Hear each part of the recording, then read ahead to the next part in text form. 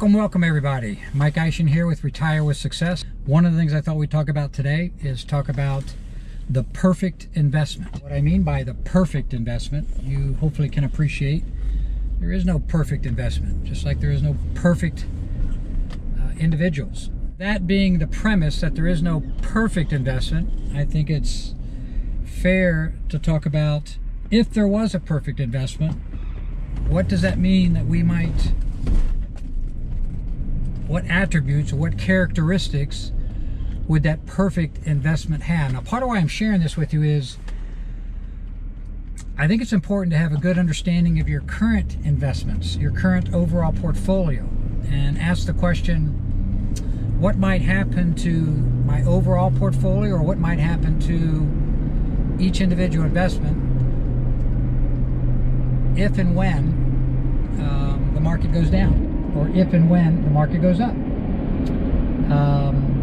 I think it's important to understand the perfect investment, because now you can line how you define a perfect investment up with each individual investment you have and say, okay, how close does this particular investment vehicle come to being my perfect investment?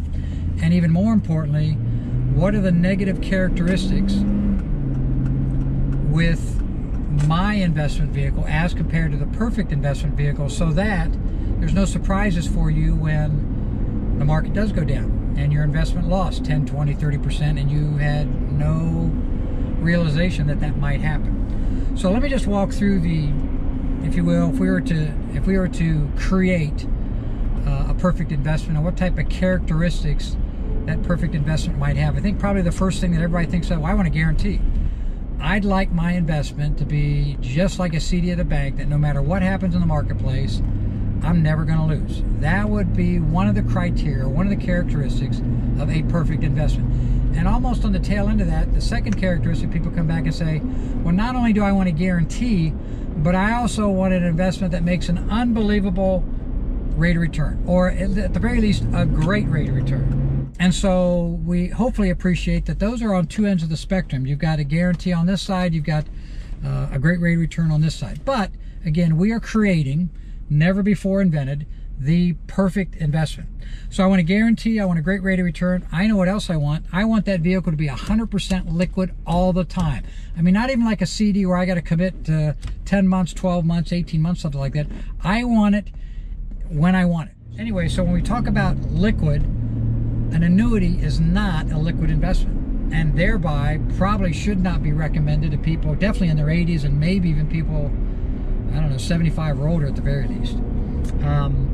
Let's look on the other side of the spectrum. You invest in a mutual fund. Technically, it's 100% liquid, and what I mean by 100% liquid is that you could invest it today and call up tomorrow, and they can surrender. Now, mutual funds sales are conducted at the close of the day, which is 4 o'clock, but you could put in $100,000 and change your mind overnight and call them up, your advisor or broker, the next day, and you get back whatever it's worth, and hopefully you haven't lost very much, or obviously nice if you made something in one day. So that's looked at as 100% liquid, but I disagree. In fact, every client that we have with every investment vehicle, we assign a time horizon. I wish my industry did this, but they don't. And what I mean by assigning a time horizon is that, let's say as an example, I put you in a S&P 500 index mutual fund, okay? Or index fund. It's liquid. You could put their $100,000 in today and tomorrow say, I changed my mind, give it back, and you can have it back. But when clients invest with us, we assign time horizons on each individual investment vehicle. And for example, if it's an index fund, an S&P index fund, I'm going to look at you and say, you should have at least a 10-year mindset. You should look at that money that you're not, whatever you're putting inside of that you're not going to need it for 10 years. I can tell you exactly what's going to happen in the next 10 years. And I've been doing this for over 30 years, and I've not been wrong. In the next 10 years, we are going to have 3 great years, 3 bad years, 4 years that are average. 3 great, 3 bad, 4 that are average. Now, what I can tell you is which one of the next 10 years are going to be great ones and which ones are going to be bad ones. But I do know if you invest in the stock market per se, like a mutual fund or a growth mutual fund or an S&P 500 index fund, I can tell you that if you keep it for those 10 years, even with those 3 bad years, you will still be happy with the overall rate of return.